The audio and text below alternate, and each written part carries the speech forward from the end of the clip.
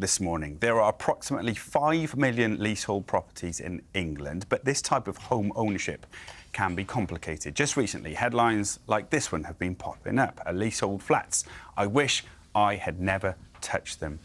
Matt, this is a real problem for a lot of people. And whenever we say on social media, put the word out there that we're going to cover this, the response we get is huge and really saddening, because so many people echo exactly that sentiment. I wish I'd never gone near it.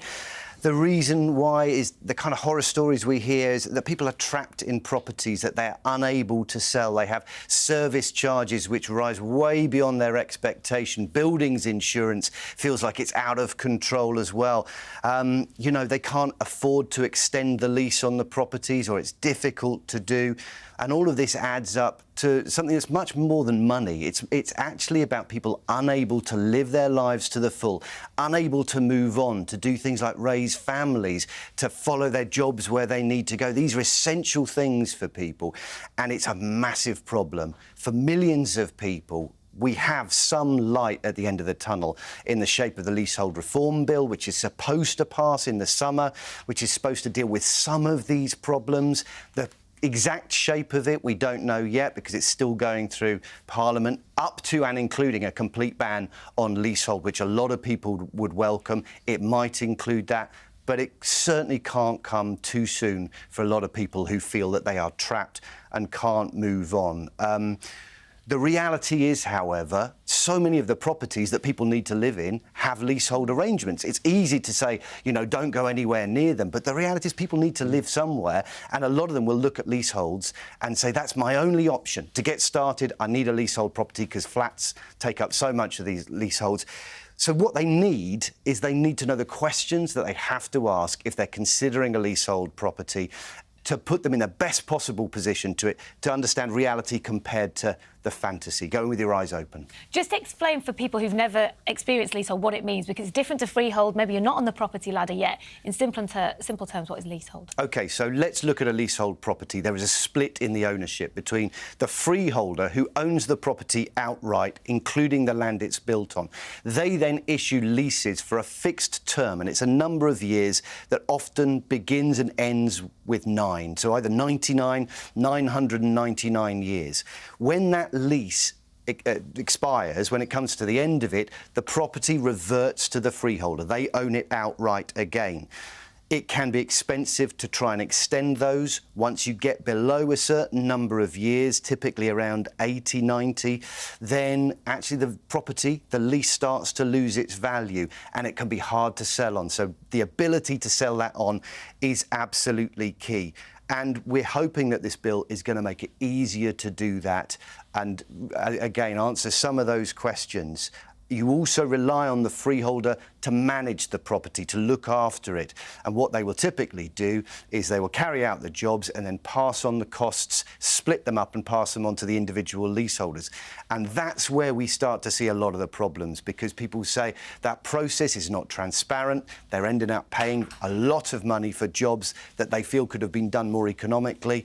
And that relationship can be very tense indeed. You touched on the management of a property there and service charges. So for someone like Anne, who's been in touch, what's the advice? She says her freeholder is making changes to her building and is charging Anne for repairs. She thought this would all be covered in her service charge, but she's got a bill of around £8,000. Is there anything she can do? So service charges there, either monthly or quarterly, to build up reserves, to pay for ongoing costs and build up reserves as well to cover big jobs. However, sometimes things come along which are so big, they're bigger than that fund. So something like fixing the roof, for instance, replacing the roof comes along. It's going to cost each individual leaseholder a lot of money. But if it's more than £250 per leaseholder, there is a process that the freeholder must go through called Section 20 consultation.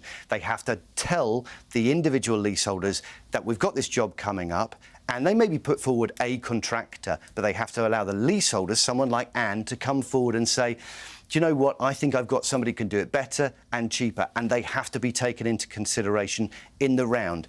If that is not happening to Anne, there's a process she can then go through called a first-tier tribunal, where an independent adjudicator can say, has this process taken place properly, in plain vision, in a way that makes sure only those costs are passed on to the leaseholder. If it's not, they can make sure that it's being done, and if not, penalise the freeholder as well. With maintenance and management in mind, is there any advantage to being a leaseholder? Because let's be honest, some people don't have any choice. Some people are already in a leasehold situation. Are there any potential advantages? OK, what I would say is it's not everybody's choice to take on the management of the whole block themselves or as a group. And a good freeholder, someone that's responsible, transparent and honest, can take that responsibility away, and so you can just get on with living your life and paying your service charge. So I'd say a good freeholder definitely, for a lot of people, removes the worry of really administrating what could be 20, 25 people in a block of flats to make sure everybody's on board and happy. That's not something that everybody wants in their life. Yeah. So that's information for the people who live in a leasehold property at the moment. Yeah. What about arming people who are thinking about it, or maybe, like you say, don't have a choice? What are the things they should be considering before going into that contract? OK, the most important one is the length left on the lease. So you need to be looking at that term and finding out where it is and how that affects the value of the property.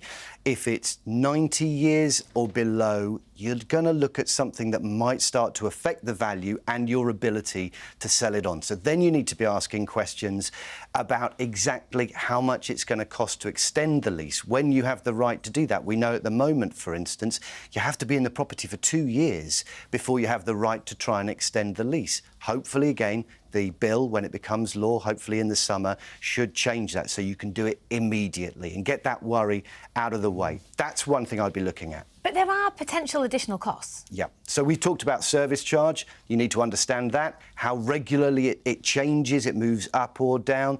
On top of that, you need to be looking at buildings insurance.